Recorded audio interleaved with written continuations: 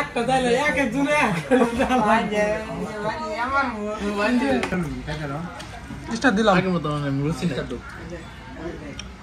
আগের মতো ভাত খাইতে পারি না, রুচি নাই না। আগের মতো রুচি বলতে নাই, বলতে আগের মতো খাইতে না, অনেক কম। আমার কথা হইলো আলামিন ভাই, রনি মারু এরা খাইতে কি খেলো সে, তুই তো কিছু বলো।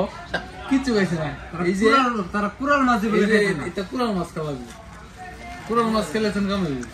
তারা কিচ্ছু খাইছে না, খালি আদার ঘুরাইছে। ঘুরছে তারাই জানে।